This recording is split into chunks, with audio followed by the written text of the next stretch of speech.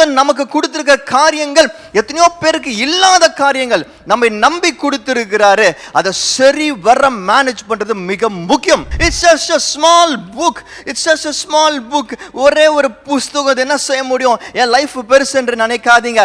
இந்த புஸ்தகத்தை ஒரு நாளைக்கு எத்தனை செகண்ட் படிச்சாலும் பதில் கொடுக்கும். ஆனா பல நேரங்களில் நம்ம இதயம் எப்படி இருக்குன்னா கல்லாக மாறிடுச்சு. கல்லாக, it's like a stone. So the potter is not able to do what he wants to do with us. இந்த இதயம் எப்போ களிமண்ணா இருக்கோ அப்போதான் நம் தேவனால நம்மளை வணைய முடியும் என்று சொல்லி. கல்லான இதயம் என்ன தெரியுமா செய்யும்? அந்த கோபங்களையும் காயங்களையும் குற்ற உணர்ச்சிகளையும் உள்ள வச்சுட்டே இருக்கும். களிமண்ணான இதயம் என்ன தெரியுமா செய்யும்? ஆண்டவராகிய இயேசு கிறிஸ்து என்னை ரட்சித்தார், என்னை மன்னித்தார், என்னை விடுதலையாக்கினார், என்னை உருவாக்கி கொண்டே இருக்கிறார், கற்றுக் கொடுத்து கொண்டே இருக்கிறார். I am free. I'm free. I'm free in the name of Jesus Christ.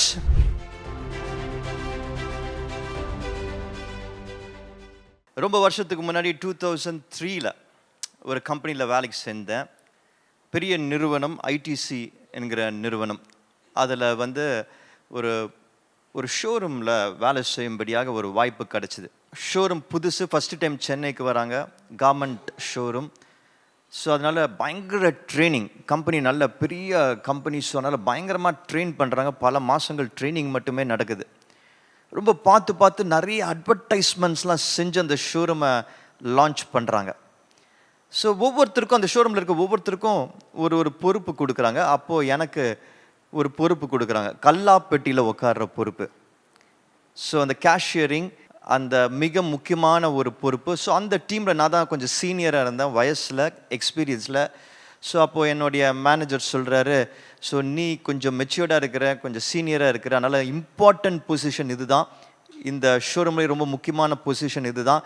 So நீ இதில் இந்த பொசிஷன் நீ ஹேண்டில் பண்ணிக்கோ, ஸோ நீ ட்ரைனிங் எடுத்துக்கோ என்று சொல்லி ட்ரெயின் பண்ணுறாங்க. சில விஷயங்களை கற்றுக் கொடுக்குறாங்க. இதுக்கப்புறம் நீ அதை ப்ராக்டிஸ் பண்ணு என்று சொல்கிறாங்க. ஆனால் நான் கொஞ்சம் கேஷுவலாக இருந்துட்டேன் பாருங்கள். அதில் ப்ராக்டிஸ் பண்ணுற எனக்கு உணர்வு இல்லை. ஸோ நிறையா கொஞ்சம் மற்ற விஷயங்கள், மற்ற நண்பர்கள் கூடலாம் கொஞ்சம் நேரம் செலவழிக்கிறது, இப்படியே என்னோடய டைம் போயிட்டே இருந்தது. I didn't want to really practice. ஒரு 2 நாள் இருக்குது ஷோரூம் ஆரம்பிக்கிறதுக்கு. Just 2 more days for the showroom to get launched. So அப்போது ஒரு செஷன் நடக்குது, ரிஹர்சல் பார்க்குறாங்க. ஷோரூமில் இருக்கிற அந்த டிஸ்பிளேலாம் நல்லா இருக்கா, அந்த ஷோரூமில் இருக்கிற அந்த பொருட்கள்லாம் கரெக்டான இடத்துல இருக்கா, இப்படி சொல்லி நிறைய விஷயங்கள் ரிஹர்சல் பார்த்துட்டே இருக்கிறாங்க. அப்போ கேஷியரிங்க்கு வராங்க. கேஷியரிங் கரெக்டாக நடக்குதா, அந்த சிஸ்டம் கரெக்டாக இருக்கா, பில்லாம் கரெக்டாக ஜென்ரேட் ஆதா என்று சொல்லி பார்க்கும் பொழுது ஒரு விஷயம் எனக்கு தெரியல, நான் சரியாக பண்ணல. ஸோ ஒரு எரர் வந்துடுது. உடனே மேனேஜர் கொஞ்சம் அப்செட். என் மேனேஜர் என்கிட்ட சொல்கிறாரு, பா நல்லா ப்ராக்டிஸ் பண்ண சொன்னலப்பா, ஏன் நீ இன்னும் பண்ணல, நல்லா ப்ராக்டிஸ் பண்ணு அப்படின்றாரு. சரின்னு சொல்லிவிட்டு அதுக்கப்புறம் நானும் ப்ராக்டிஸ் பண்ணலான்னு நினச்சா, ஆனால் டைம் கிடைக்கல. ரொம்ப ஒரு இன்ட்ரெஸ்ட் எல்லாமே இருந்தது. ஷோரூம் லான்ச் நடக்குது, ரொம்ப பெரிய ஈவெண்ட்டாக, சிட்டியில் இருக்கிற எல்லா பெரிய நியூஸ் பேப்பர்ஸ்லேயும் ஃப்ரண்ட் பேஜ் அட்வர்டைஸ்மெண்ட். ஸோ நிறைய ப்ரெஸ்லேருந்து வராங்க, நிறைய செலிப்ரிட்டிஸ் வராங்க, பயங்கர கூட்டம்.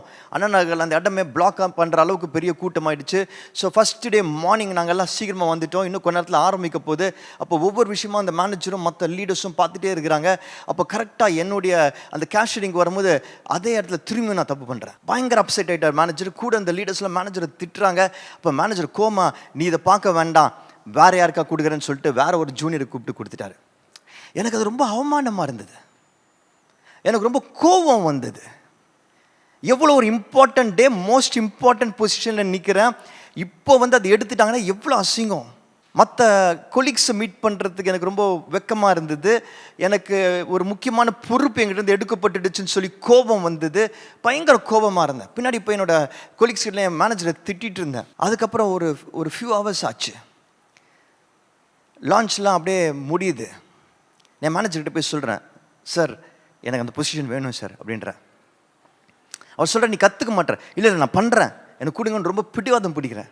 சரின்ட்டு அவர் என்ன பண்ணுறாரு, சரி நீ போ, நீ மிச்சம் உள்ள இந்த டே நீ ஹேண்டில் பண்ணுன்னு சொல்லி அனுப்பிச்சிட்டாரு. நான் போய் திரும்பி அந்த கேஷியரிங் பண்ண ஆரம்பிக்கிறேன். ஆஃப்டர்நூன்லேருந்து அது வரைக்கும் பண்ணிட்டு இருந்தோம். ஹேண்ட் ஓவர் வாங்கிட்டு நான் பண்ண ஆரம்பிக்கிறேன். நைட் வருது, க்ளோசிங் பண்ணணும். ஃபஸ்ட்டு டேனால நிறைய கூட்டம், நிறைய சேல்ஸு, பயங்கர பில்ஸு, லட்சக்கணக்கில் அன்றைக்கி மட்டும் டேர்ன் ஓவர் ஆகிருக்கு. ஸோ நைட்டு டேலி பண்ணுறோம். டேலி பண்ணும்போது பார்த்தா கிட்டத்தட்ட 27,000 ரூபாய் ஷார்ட் ஆகிடுச்சு அதாவது பில்லிங்கில் காட்டுற அமௌண்ட்டுக்கும் ஆக்சுவலாக இருக்கிற கேஷுக்கும் 27,000 rupees டிஃப்ரென்ஸ் இருக்குது. அப்போ சொல்கிறாங்க கேஷியர் யாரோ அவங்க தான் அதை பே பண்ணுன்றாங்க. அப்போ தான் அதோட கான்சிக்வன்ஸே எனக்கு புரிய வருது. அதுக்கப்புறம் கேஷியரிங்கும் எனக்கு கொடுக்கவே இல்லை. ஒரு மிக முக்கியமான பாடத்தை அன்றைக்கி கற்றுக்கொண்டேன். நமக்கென்று சொல்லி கொடுக்கப்படுகிற பொறுப்புகள், ரெஸ்பான்சிபிலிட்டிஸ், அதை சரியாக முழுமையாக பண்ண வேண்டியது, அதில் முழு கவனம் செலுத்த வேண்டியது, சரியாக மேனேஜ் பண்ண வேண்டியது நம்மக்கிட்ட எதிர்பார்க்கிற ஒரு விஷயம். If you don't manage it very well, if you don't manage it the way it should be managed, it will be taken away from us and given to somebody else. And if you persist and go on managing it without practicing it properly, அதுக்கு சரியான கவனம் செலுத்தி அது சரியாக பண்ணாம நம்ம தொடர்ந்து அதை பண்ணிட்டே இருந்தோம்னா அது கண்டிப்பா ஆபத்துல முடியும், பிரச்சனையில முடியும், லாஸ்ல முடியும். There's not going to be any peace over it. Manage, stewardship, கர்த்தர் நமக்கு கொடுத்திருக்கிற காரியங்களை சரி வர கையாள்வது. அது நம்ம சரீரமாகட்டும், அது நமக்கு கொடுக்கப்பட்டிருக்கிற நேரமாகட்டும், அது நம் கையில் கர்த்தர் கொடுத்திருக்கிற பணமாகட்டும், குடும்பமாகட்டும், மனிதர்களாகட்டும், ஏன் கடந்த சில வாரங்கள் நம்ம பார்த்துருக்கிற பீஸ் ஆகட்டும், வேர்ட்ஸ் ஆகட்டும், ஸ்பேசஸ் ஆகட்டும், God has given us certain things. கர்த்தர் நமக்கு சில காரியங்களை நம்மளை நம்பி கொடுத்திருக்கிறார். நம்ம அதை சரியாக மேனேஜ் பண்ணுவோம் என்று நம்பி கொடுத்திருக்கிறார். அதை மல்டிப்ளை பண்ணுவோம் நம்பி கொடுத்திருக்கிறார். ஆனால் நிறைய நேரங்களில் இன்னைக்கு ஒரு உதாசீன போக்கு தான் பார்க்க முடிகிறது. குறை சொல்லுகிற போக்கு பார்க்க முடிகிறது. எக்ஸ்கியூசஸ் கொடுக்கிற போக்கு தான் பார்க்க முடிகிறது. Somewhere we don't realize how important it is, how essential it is, what a big responsibility it is. கர்த்தர் நமக்கு கொடுத்திருக்கிற காரியங்கள் எத்தனையோ பேருக்கு இல்லாத காரியங்கள் நம்மை நம்பி கொடுத்திருக்கிறாரு. அதை சரி வர மேனேஜ் பண்றது மிக முக்கியம். அண்ட் இந்த சீரீஸ்ல இதை பத்தி நம்ம பார்த்து கொண்டிருக்கிறோம். ஒரு பியூட்டிஃபுல்லான ஒரு மேனேஜிங் பற்றி இருக்கிற ஒரு பியூட்டிஃபுல்லான ஸ்டோரி இந்த மத்தேயு 25 நம்ம பார்க்குறோம். இந்த பாரபலை பார்க்குறோம். அதில் சொல்லப்பட்ட கருத்து ரொம்ப முக்கியமாக இருக்குது. பார்த்தீங்களா, அந்த கொஞ்சத்தில் உண்மையாக இருக்கும்போது அநேகத்திற்கு அதிகாரினா ஒன்லி பிளெஸிங்ஸ் மட்டும் கிடையாது, மாஸ்டர்ஸ் ஜாய், எஜமானனுடைய சந்தோஷம். என் பிள்ளைக்கு இந்த வாழ்க்கையை கொடுத்தேன், என் பிள்ளைக்கு இந்த சரீரத்தை கொடுத்தேன், என் பிள்ளைக்கு இந்த நேரத்தை கொடுத்தேன், என் பிள்ளைக்கு இந்த பணத்தை கொடுத்தேன், சரியா மேனேஜ் பண்றான், அவர் சந்தோஷம் இருக்கு. பார்த்தீங்களா, அதுதான் உண்மையான ஆசீர்வாதம். That's the true blessing that you can get. ஏதோ சாதிச்சு நம்ம பணம் சம்பாதிச்சு இல்ல, nothing will give you happiness. True happiness is what God can give us, the joy of God. அதை நம்ம புரிந்து கொள்ள வேண்டும். பியூட்டிஃபுல்லான ஒரு பாசேஜை நம்ம மெடிடேட் பண்ணிகிட்டே இருக்கிறோம் இந்த மாதம் முழுவதும். நான் ஏற்கனவே இந்த பாசேஜ் ஆரம்பிக்கும் பொழுது ஃபஸ்ட்டு வீக்கே சொன்னேன், என்கிட்டயே 136 சர்மன் நான் நோட் பண்ணி வச்சுருக்கிறேன் இதை பற்றி. பட் இந்த ஸ்டூவர்ட்ஷிப் மேனேஜர் என்று சொல்லி when I started talking about this and started meditating on this, இதில் ஆண்டவர் திரும்ப நிறைய பாடங்களை, லெசன்ஸை வச்சிருக்கிறார் என்பது எனக்கு தெரிய வருது. மேனேஜிங்கை பற்றி மட்டும். That's what we are trying to see. Bible is a பொக்கிஷம் பாருங்க, அவ்வளோ பெரிய பொக்கிஷம் பாருங்க. அந்த பொக்கிஷத்தில் இருக்கிற ஒவ்வொரு விஷயமும் நம்மளுடைய எல்லா கேள்விகளுக்கும் பதில் கொடுக்குது பாருங்க. அது எத்தனை வாட்டி படித்தாலும் அத்தனை வாட்டி நம்முடைய தேவைகளுக்கு, அந்த சூழ்நிலைகளுக்கு பதில் கொடுக்க முடியும். It's just a small book. It's just a small book. ஒரே ஒரு புஸ்தகம் என்ன செய்ய முடியும்? என் லைஃப் பெருசு என்று நினைக்காதீங்க. இந்த புஸ்தகத்தை ஒரு நாளைக்கு எத்தனை செகண்ட் படிச்சாலும் பதில் கொடுக்கும். எத்தனை விதமான பிரச்சனைகள் உங்க வாழ்க்கையில் இருந்தாலும், எத்தனை விதமான கேள்விகள் இருந்தாலும், every single time you go back to this book called as Bible and you read it, அதுல உங்களுக்கு பதில் இருக்கும். வாசிப்போமா? யோவான் எழுதிய சுவிசேஷம் 8ஆம் அதிகாரம் 1ஆம் வசனத்திலிருந்து 11ஆம் வசனம் வரைக்கும். The Gospel according to John chapter 8 verses 1 to 11. இயேசு ஒலிவமலைக்கு போனார். மறுநாள் காலையிலே அவர் திரும்பி தேவாலயத்திற்கு வந்த பொழுது ஜனங்கள் எல்லோரும் அவரிடத்தில் வந்தார்கள். அவர் உட்கார்ந்து அவர்களுக்கு உபதேசம் பண்ணினார்.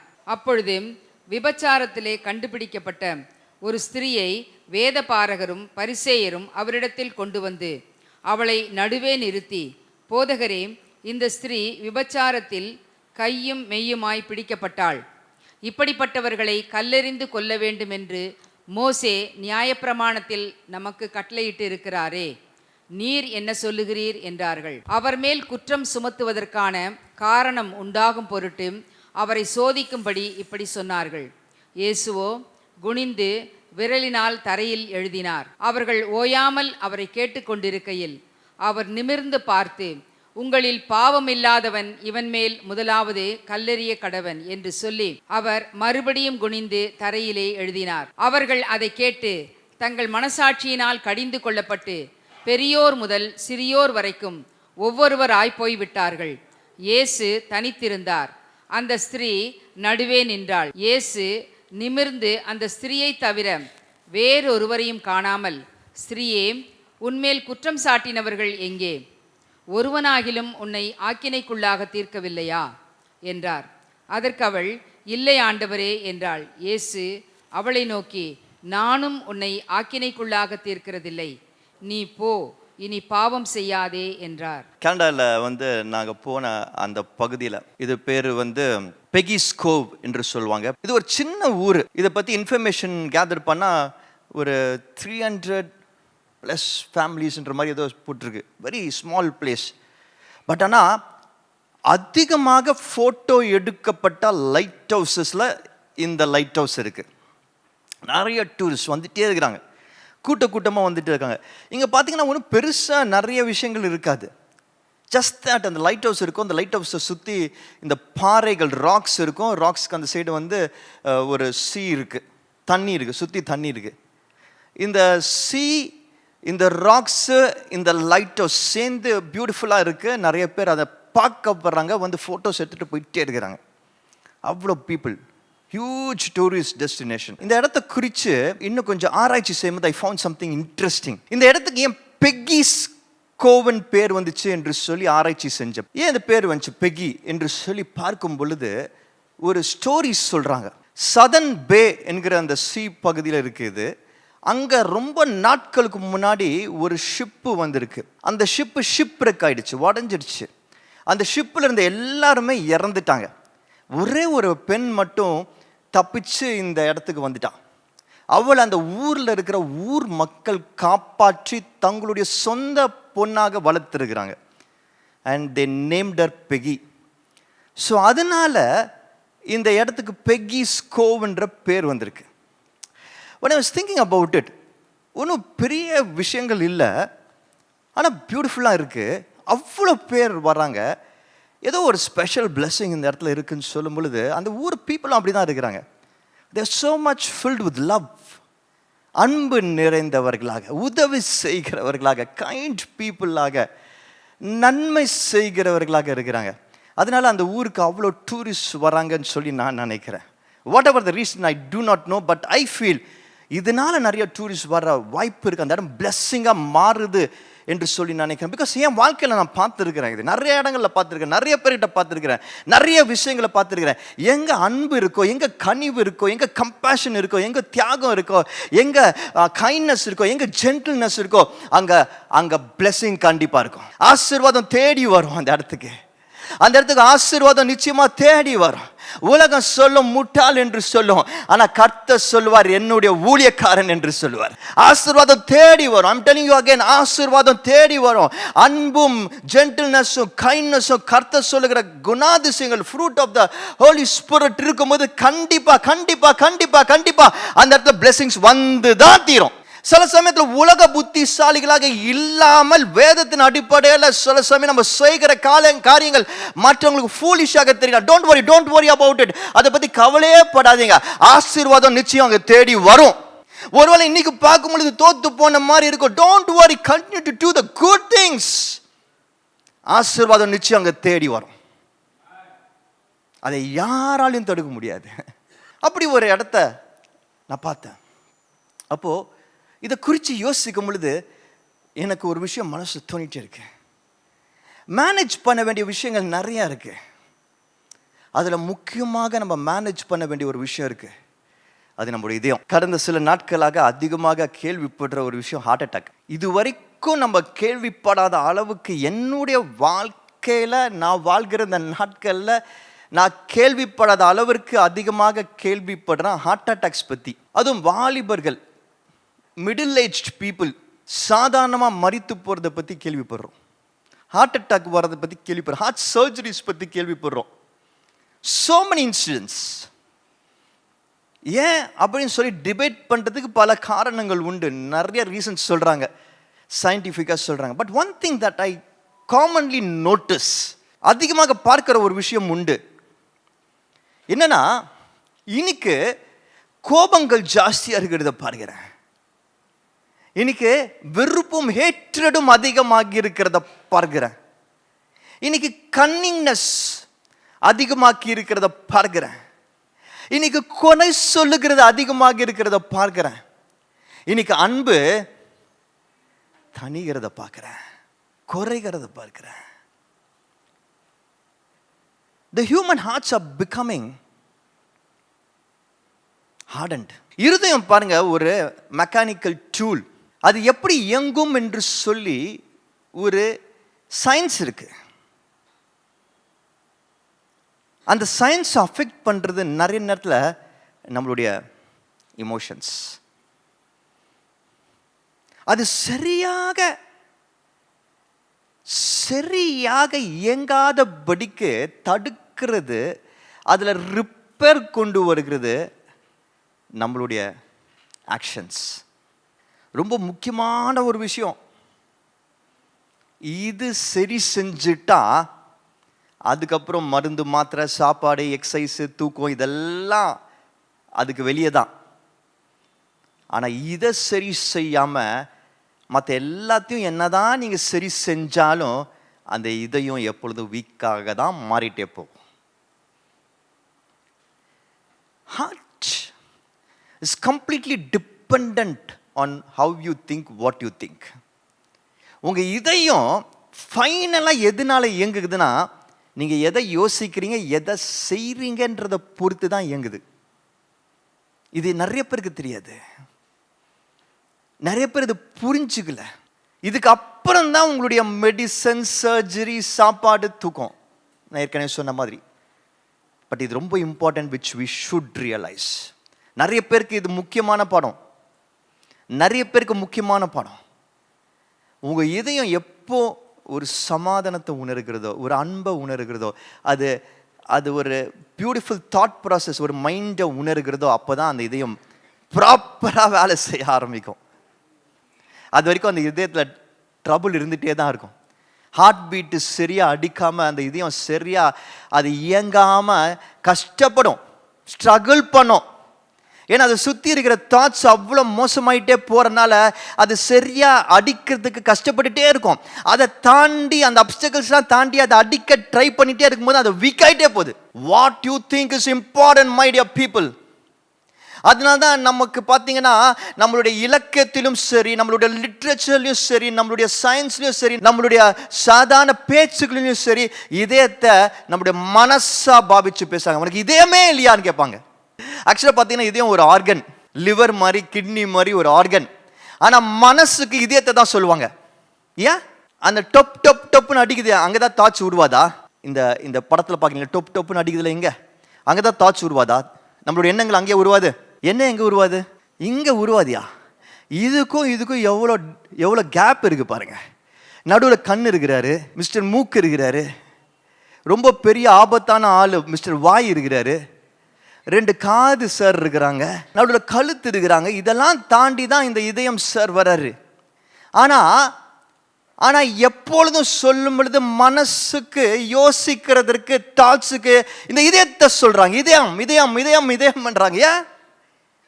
ஏன்னா இந்த இதயம் is completely dependent on your மனசு. இந்த இதயம் சரியா இயங்குகிறதும் இயங்காமல் போகிறதும் டிபெண்ட்ஸ் ஆன் யுவர் மனசு.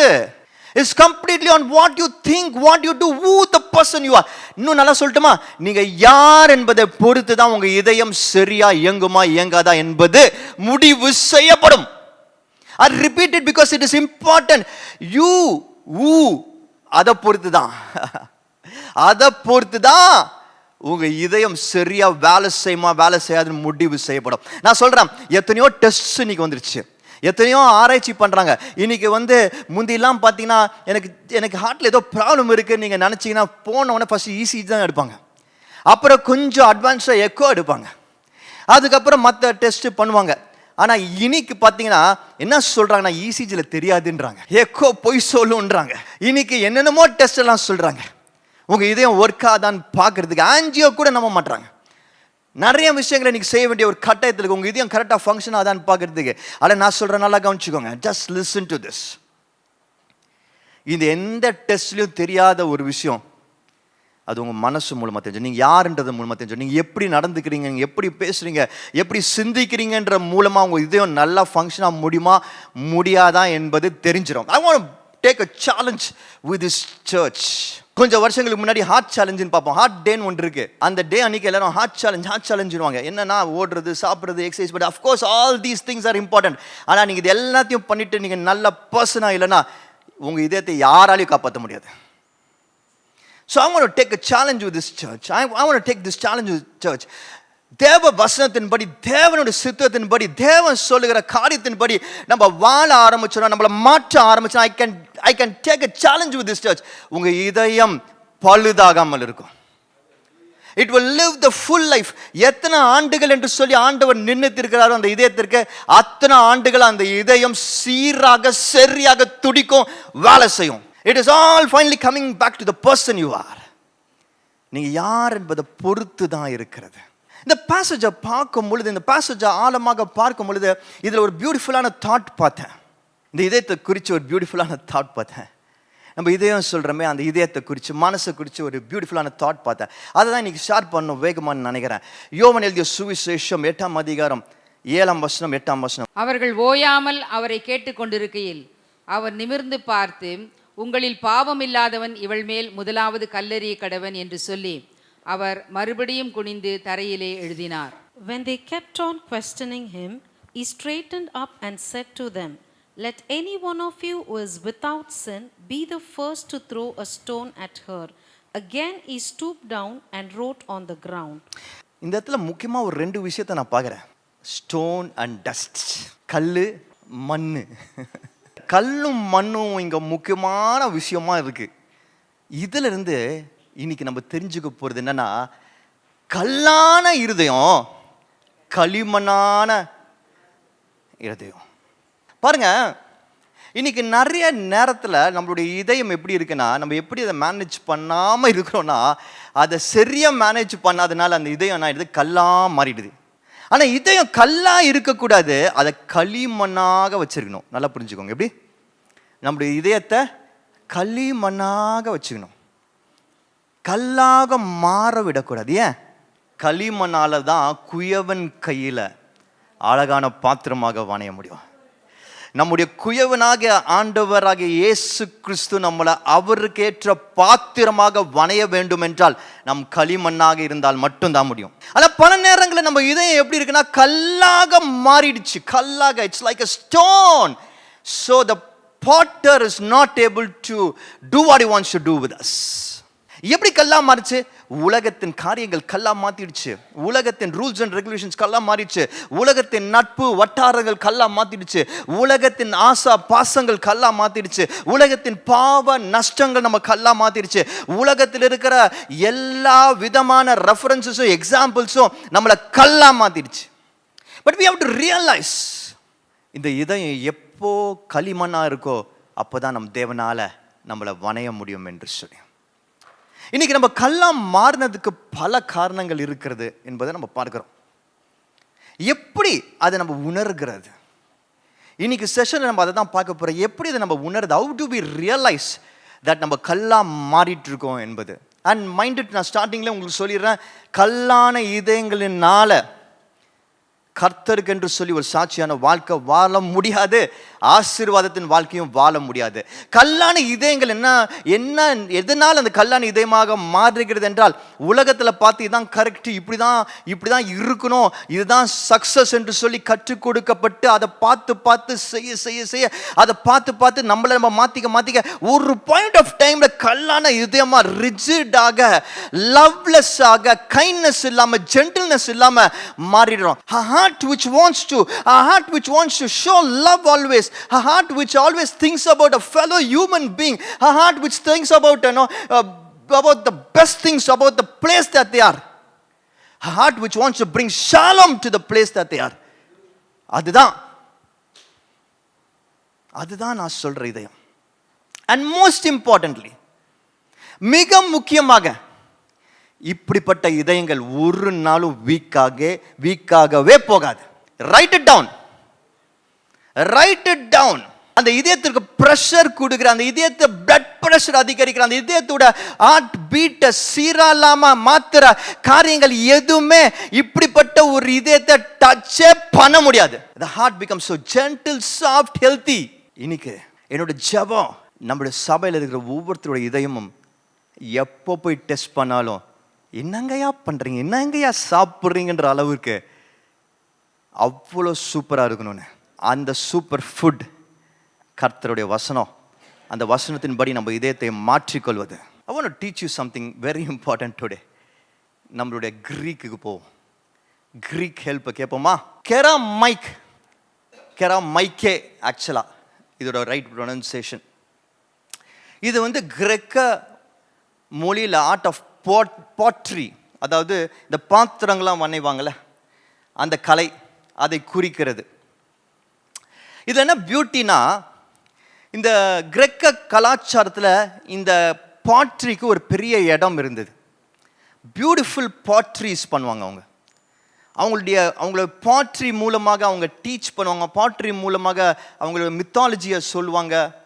அவங்க பாட்ரி மூலமாக கதை சொல்லுவாங்க. நிறைய விஷயங்கள் அவங்க பாட்ரி மூலமாக இருக்கும். வெரி வெரி ஸ்பெஷல், ரொம்ப ஸ்பெஷல். ஆனால் இன்னைக்கு கவனம் எங்கே நம்ம செலுத்த போகிறோன்னா, புதுசாக வணையப்படுகிற பாத்திரத்தில் இல்லை, உடைஞ்ச பாத்திரங்களை இந்த பாட்ரியில் எப்படி சீரமைக்கிறாங்க என்பதை பார்க்க போகிறோம். அவங்களுக்கு சில டெக்னிக்ஸ் இருந்தது. உடைஞ்சு போன அழகாக ஒரு பாத்திரம் செய்கிறாங்க, அழகாக ஒரு பாட்டு செய்கிறாங்க. கொஞ்ச நாள் அது உடைஞ்சு போயிடுது ஏதாவது காரணத்தினால.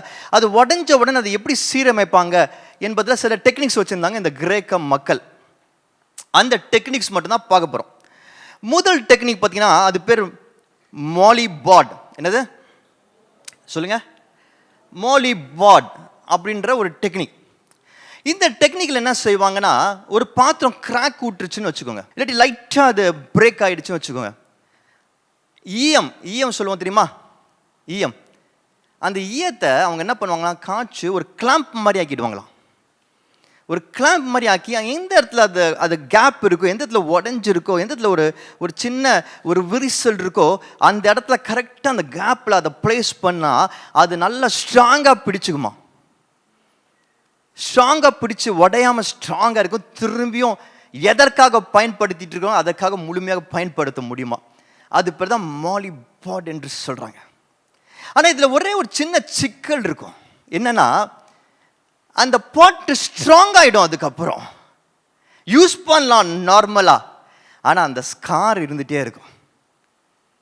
அதில் அந்த ஸ்கார் இருந்துகிட்டே இருக்கும், அந்த தழும்பு இருந்துகிட்டே இருக்கும், அதில் அந்த உடைக்கப்பட்ட இடம் தெரிஞ்சிட்டே இருக்கும். மேபி இது ஒரு டிசைனாக இருக்கலாம், ஆனால் அது உடஞ்சிருக்குன்றது பார்க்குறவங்களுக்கு உடஞ்சிருக்கு, அதை சரி பண்ணியிருக்கிறாங்க என்பது தெரிஞ்சிட்டே இருக்கும். That was only disadvantage.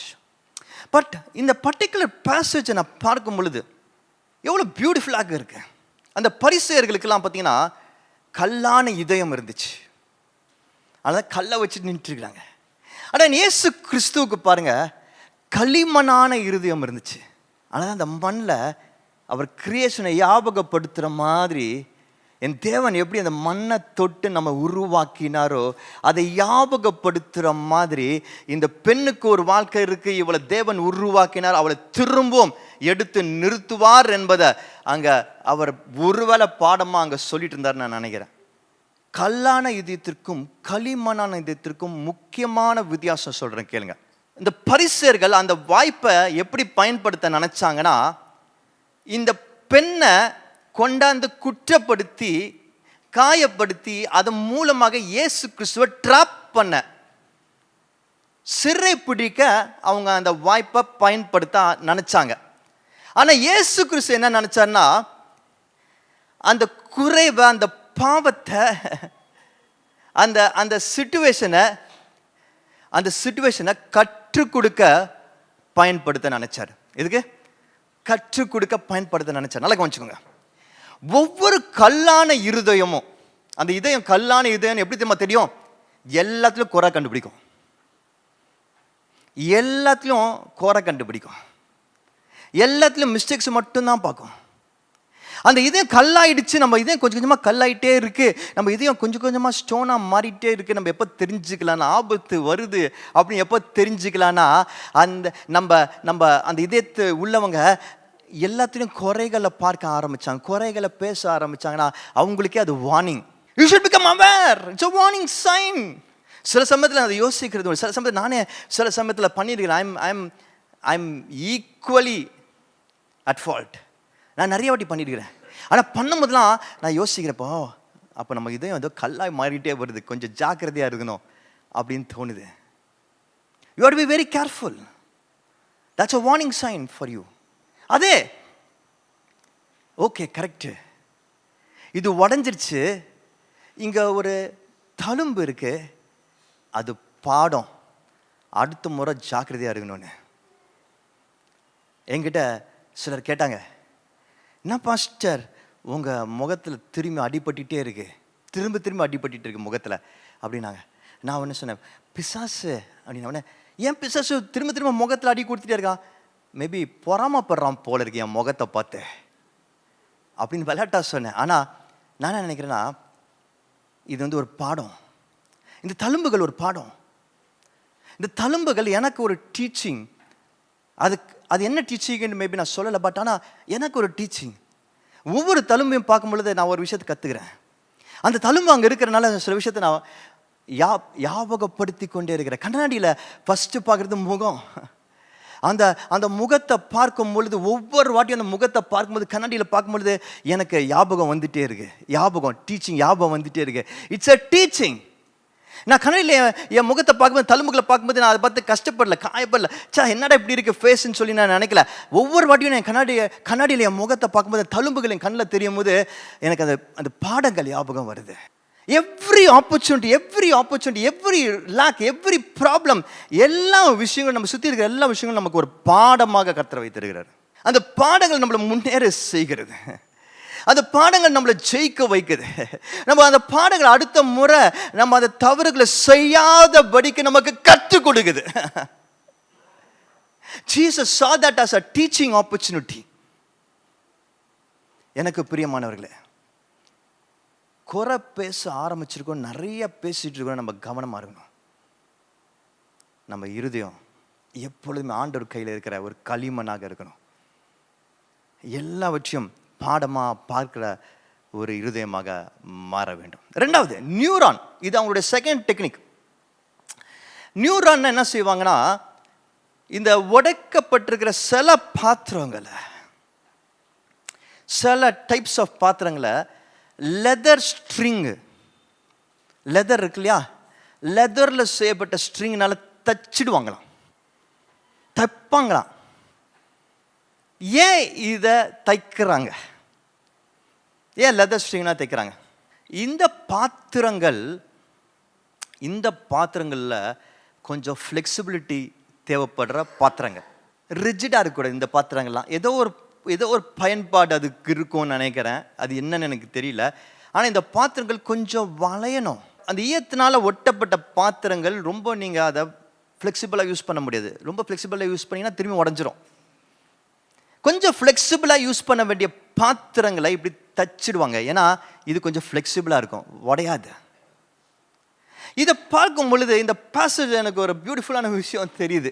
என்னன்னா, நிறைய பேர் சொன்ன மாதிரி ஏசப்பா நிமிர்ந்தாரு, குனிஞ்சாரு, ஏந்திரிச்சாரு, திரும்பியும் உட்கார்ந்தாரு. ஏன் இதெல்லாம் செய்யறாருன்னு யோசிக்கும் பொழுது ஒரு விஷயம், அதில் ஒரு பியூட்டிஃபுல்லான கருத்து இருக்கு. சில கமெண்ட்ரிஸ் பியூட்டிஃபுல்லாக அதை பற்றி சொல்றாங்க. அந்த காலத்தில் பார்த்தீங்கன்னா, டீச்சர்ஸ் டீச் பண்ணும்போது உட்காருவாங்க, ஜட்ஜஸ் ஜட்ஜ்மெண்ட் கொடுக்கும்போது நிற்பாங்க, கிரியேட்டர் கிரியேட் பண்ணும் பொழுது குனிவார். ஜீசஸ் அந்த ஒரு சிச்சுவேஷன்ல எல்லா ஃப்ளெக்சிபிலிட்டியும் காட்டுறாரு. டீச்சராக இருக்கிறாரு, ஜட்ஜாக இருக்கிறாரு, கிரியேட்டராக இருக்கிறாரு. ஆனால் இந்த பரிசேயர்கள் எல்லா சூழ்நிலைகளிலும் கொலைபாதகர்களாக மட்டும்தான் நிற்கிறாங்க, ஜட்ஜ் பண்ணுறவங்களா மட்டும்தான் நிற்கிறாங்க. அதை தவிர வேற பொசிஷனே இல்லை அவங்களுக்கு. கல்லான இதயம் எப்போ அடிக்கலான்னு வெயிட் பண்ணிட்டு இருக்கு, எப்போ பிடிக்கலான்னு வெயிட் பண்ணிட்டு இருக்கு, எப்போ குறை சொல்லலான்னு வெயிட் பண்ணிட்டு இருக்கு. ஆனால் களிமண்ணான இதயம் எப்போ டீச் பண்ணலான்னு காத்திருக்கு. களிமண்ணான இதயம் எப்போல்லாம் கொஞ்சம் கடிந்து கொண்டு சரியாக்கணும்னு காத்துட்டு இருக்கு அன்பால. ஆனா களிமண்ணான இதயம் எப்போலாம் நம்ம உருவாக்கணும்னு காத்துட்டு இருக்கு. களிமண்ணான இதயத்துக்கு இந்த ஃப்ளெக்சிபிலிட்டி இருக்கும் பாருங்க. இந்த ஃப்ளெக்சிபிலிட்டி இருக்கும் பொழுது நம்ம ஒவ்வொரு சூழ்நிலையிலும் அந்த சூழ்நிலைக்கேற்ற காரியங்களை புரிந்து கொண்டு, தன்மையை புரிந்து கொண்டு, அந்த மனிதர்களுடைய உள்ளத்தை புரிந்து கொண்டு, அவங்க ஏன் இப்படி செய்கிறாங்க, அவங்க ஏன் இப்படி பேசுகிறாங்க, ஏன் இப்படி நடக்குது என்பதை குறித்து ஒரு தெளிவான பார்வை இருக்கும் களிமண்ணான இதயத்திற்கு. எல்லாத்துக்குமே ஒரே ரூல் அண்ட் ரெகுலேஷன் வச்சுக்க மாட்டாங்க. நான் இப்படி தான், எனக்கு இப்படி தான் யோசிக்க தெரியும், எனக்கு இப்படி தான் பேச தெரியும், எனக்கு இதுதான் பிடிக்கும், எனக்கு இதுதான் வரும் என்று சொல்லி எல்லாத்துலேயும் ஒரே கோடில் பார்க்க மாட்டாங்க. அப்படி ஒரே கோடில் பார்த்துட்டே இருந்தோம் வச்சுக்கோங்களேன், கொஞ்ச நாள் நீ அப்படியே இரு அப்படின்னு சொல்லி எல்லாரும் போயிடுவாங்க. நான் மட்டும் நடக்கணும். ஆனால் களிமண்ணான இதயம் என்ன தெரியுமா செய்யும்? ஃப்ளெக்சிபிலிட்டி இருக்கும். தன்னோட வேல்யூஸை விட்டு கொடுக்காது, தன்னோட பிப்ளிக்கல் வேல்யூஸை விட்டு கொடுக்காது, தான் கற்றுக்கொண்ட நல் பண்புகளை, அன்பை விட்டு கொடுக்காது. ஆனால் அந்த சூழ்நிலைக்கு ஏற்ப, அந்த மனிதர்களுக்கு ஏற்ப அந்த சூழ்நிலையும் மனிதர்களையும் புரிந்து கொண்டு நடந்து கொண்டு அது சரியாக்கும். இது களிமண்ணான இதயம், ஆண்டவருடைய இதயம். இந்த இடத்துல பாருங்க, ரொம்ப ரிஜிடாக இருந்தோன்னா, நம்ம ரிஜிடாக இருந்தோன்னா, இப்படி தான் அப்படின்னு சொல்லி இருந்தோன்னா ப்ரெஷர் வரும்போது உடஞ்சிருவோம். இந்த மரம் இருக்குது, மரங்கள்லாம் பார்த்துருக்கீங்களா? புயல் அடிக்கும் போது சாயும், ஆனால் உடையாது. ரொம்ப புயல் அடிச்சா உடையும் சில மரங்கள். ஆனால் ஸ்ட்ராங்காக இருக்கிற மரங்கள் வளையும். ஏன் தெரியுமா? ஏன்னா ஃப்ளெக்சிபிளாக இருக்குது. ஆனால் இதே ஒரு ஸ்ட்ராங் போல், ஸ்ட்ராங்காக இருக்கிற ஒரு கம்பம், கொடி கம்பம்லாம் ஈஸியாக உழுது. ஸ்ட்ராங்காக இருக்கிற கம்பம் கொஞ்சம் காற்று அடித்தாலே உடஞ்சிரும், விழுந்துடும், ப்ரெஷர் தாங்க முடியாது. ஃப்ளெக்சிபிலிட்டி இருக்கும்போது மட்டும்தான் எவ்வளோ ப்ரெஷர் வந்தாலும் தாங்க முடியும். அது களிமண்ணான இதயம். கடைசியில் ஆஸ்ட்ரோகான் என்ற ஒரு டெக்னிக் வச்சுருந்தாங்க. இந்த டெக்னிக்கில் என்ன செய்வாங்கன்னா, உடஞ்சு போன பாத்திரத்தை, ரொம்ப உடஞ்சு போச்சுன்னு சொல்லிட்டு அதை திரும்பி பயன்படுத்த முடியாதுன்னு சொல்லிட்டு மொத்தமாக அதை வேறு விஷயமா மாற்றிடுவாங்க. சில பாத்திரங்கள்லாம் திரும்பி பயன்படுத்த முடியாத அளவுக்கு உடஞ்சி போயிருக்கும். அதில் நீங்கள் ஈயங்காய்ச்சி ஊற்ற முடியாது, அதில் நீங்கள் லெதர் ஸ்ட்ரிங்கை வச்சு தைக்க முடியாது. ஸோ அப்படிப்பட்ட பாத்திரங்களை ரீபர்பஸ் பண்ணிடுவாங்க. அப்படின்னா வேற பயன்பாட்டிற்காக அதை ரெடி பண்ணிடுவாங்க. அந்த காலங்களில் மோஸ்ட் ஆஃப் த டைம் என்ன பண்ணுவாங்கன்னா, நல்லா கவனிச்சுக்கோங்க, உடஞ்ச அழகான கிளே பாத்திரங்களை, பியூட்டிஃபுல்லாக வணையப்பட்ட பாத்திரங்களை, அது எந்த அளவுக்கு உடஞ்சிருக்குன்னு பார்த்துட்டு அதை ஒரு ரைட்டிங் டேப்லெட்டாக மாற்றுவாங்களாம், எழுதுகிற ஒரு ஸ்லேட்டாக மாற்றுவாங்களாம், புக்காக மாற்றிடுவாங்களாம். அழகாக ஸ்கொயராக கட் பண்ணி அதை அந்த காலத்தில் அந்த டேப்லெட்ஸில் தான் எழுதுவாங்க, பார்த்துருக்கீங்களா? ஸோ அப்படிப்பட்ட ஒரு டேப்லெட்டாக, ஒரு நோட் புக்காக மாற்றிடுவாங்க, விற்றுருவாங்க, ஐபேடாக விற்றுருவாங்க. இல்லாட்டி அது ரொம்ப கொஞ்சம் சின்னதாக உடஞ்சிச்சுன்னா அது சின்னதாக மாற்றி அதை இதெல்லாம் ஸ்டோனில் பண்ணுவாங்கல்ல, ஸ்டோனில் தான் பண்ணுவாங்க இந்த பாத்திரங்கள்லாம். களிமண்ணா அது ஸ்டோனாக மாறும், ஸ்டோன் மாதிரி மாறும் இல்லையா? அதை அழகாக சின்னதாக அதை கட் பண்ணி அவங்க கோட்டில் யூஸ் பண்ணுவாங்க, அவங்களுடைய கோட்டில் யூஸ் பண்ணுவாங்க. எதுக்குன்னா, ஜட்ஜ்மெண்ட் கொடுக்கும் பொழுது அவங்களுக்கு என்ன பழக்கம் இருந்துச்சுன்னா, ஓட்டிங் எடுப்பாங்க. ஒரு குற்றவாளி இருந்தார்னா ஒயிட் ஸ்டோன்ஸ் இருக்கும், பிளாக் ஸ்டோன்ஸ் இருக்கும்.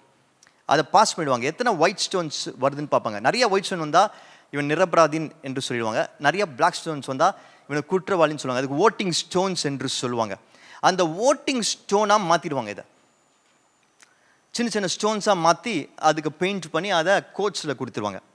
ஸோ பாயிண்ட் என்னன்னா, இந்த உடைந்த பாத்திரங்கள் எல்லாவற்றையும் ரொம்ப மோசமாக உடைஞ்சாலும் அதை அப்படியே தூக்கி குப்பையில் போடாமல் அதற்கு வேற ஒரு முக்கியமான பயன்பாட்டை ஏற்படுத்திடுவாங்க. And that's what I want to talk about in this particular portion. கல்லான இருதயம் கொண்ட அந்த பரிசேயர்கள் கல்லை போட்டுட்டு போனாங்க, கல்லெல்லாம் போட்டாங்கயா, அந்த இடத்த விட்டு கல்லெல்லாம் போட்டு போயிட்டாங்க. ஆனால் இதயத்தில் இருந்த அந்த குற்ற உணர்ச்சி, அந்த பாவம் இன்னும் சுமந்துட்டு தான் போனாங்க. That was still there.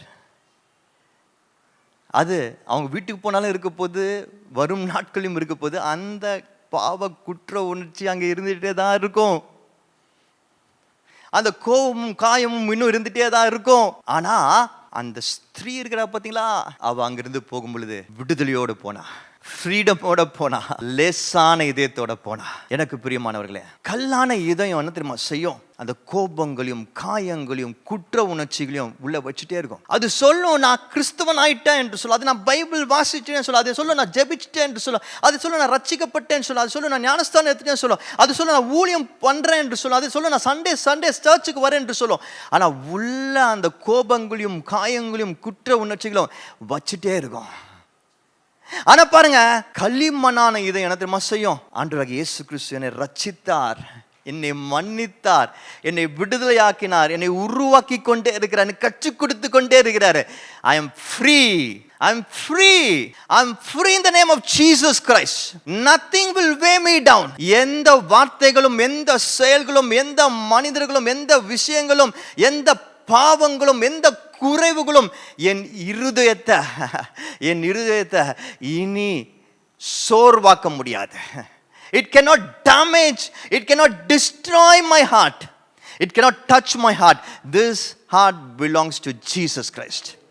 இது இயேசுவுக்கு சொந்தமான இடம். இயேசு எப்படி அதை உருவாக்க நினைக்கிறாரோ, இயேசு அதை என்ன வைக்க நினைக்கிறாரோ, இயேசு அதில் என்ன தாட்ஸ் போட நினைக்கிறாரோ, இயேசு அதன் மூலமா என்ன செய்ய நினைக்கிறாரோ அதற்கு இடம் கொடுக்கிறேன். I give place only for that என்று சொல்லும்.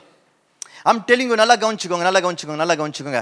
When you give your emotions to God, உங்களுடைய இமோஷன்ஸை கர்த்தருக்கு கொடுக்கும் பொழுது, இமோஷன்ஸ் சொல்லும்போது உங்கள் கோபம், உங்களுடைய கன்னிங்னஸ், உங்களுடைய ஸ்கீமிங் திங்ஸ், உங்களுடைய காசிப்பிங் திங்ஸ், உங்களுடைய பாப சிந்தனைகள், உங்களுடைய அழுகைகள், இதெல்லாம் நீங்கள் கர்த்தர்கிட்ட கொடுத்து நீங்கள் நிரப்புங்க. I want only you and your feelings your என்று சொல்லும்போது அந்த இடத்துல அமைதியும் சமாதானத்தையும் ஆண்டவர் கொடுக்குறாரு. இது எல்லாத்தையும் எடுத்து சமாதானத்தை கொடுக்குறாரு. இந்த சமாதானம் ஃபுல்லாக அதை நிரப்பும் போது என்ன தெரியுமாவும்? இங்கேருந்து நீங்கள் திட்டம் போட வேண்டாம், இங்கேருந்து திட்டம் போட ஆரம்பிச்சிருவீங்க. இன்றைக்கி வைசி வசவாக பண்ணிகிட்ருக்கிறோம். இந்த இமோஷன்ஸில் இந்த திட்டம் போடுறது, ஜெயிக்கிறது, எப்படி மற்றவங்கள காலி பண்ணி சாதிக்கிறதுன்ற யோசிக்க ஆரம்பிக்கிறது தப்பு. இது ஆண்டவருக்கு கொடுக்கணும். Your thoughts should be for God. அப்படி நீங்கள் செய்யும் பொழுது உங்கள் புத்தி கூர்மையாகும், தெளிவாக யோசிக்கும், யாரையும் காலி பண்ணி முன்னேற வேண்டான்னு புரிஞ்சிடும், எதையும் தப்பாக பேசி குறை பேசி நம்ம சந்தோஷம் அடைய வேண்டான்னு புரிஞ்சிடும், பாவ எண்ணங்களை யோசித்து அதனால ஒரு திருப்தி அடைய வேண்டான்னு புரிஞ்சிடும். இது எல்லாமே ஆண்டவர் கொடுக்குற சமாதானத்தில் முழுசாக எனக்கு வருது என்பது புரியும். இந்த இடம் லைட் ஆகும்போது you will feel this place becoming light. இந்த இடம் தெளிவாக யோசிக்க ஆரம்பிச்சிடும். என்ன செய்யணும், என்ன வேலை செய்யணும், என்ன பேசணும், எப்படி உழைக்கணும், எதை நம்ம சிந்திச்சு புதுசாக கண்டுபிடிக்கணுன்ற விஷயங்களை மட்டும்தான் இது யோசிக்கும். அது மட்டும்தான் யோசிக்கும், அதை மட்டும்தான் இது யோசிக்க ஆரம்பிக்கும். இது நல்லதை மட்டும்தான் யோசிக்கும், நன்மையானதை மட்டும்தான் யோசிக்கணும், 4 பேர் நல்லா வாழ்கிற காரியங்களை மட்டும்தான் யோசிக்கும், நீங்கள் உங்கள் தாழ்ந்துகளை எப்படி பயன்படுத்தணும் மட்டும்தான் யோசிக்கும். தவறான சிந்தனைகள் இதில் வராது. ஏன்னா இது க்ளீனாக இருக்கு என்பதனால.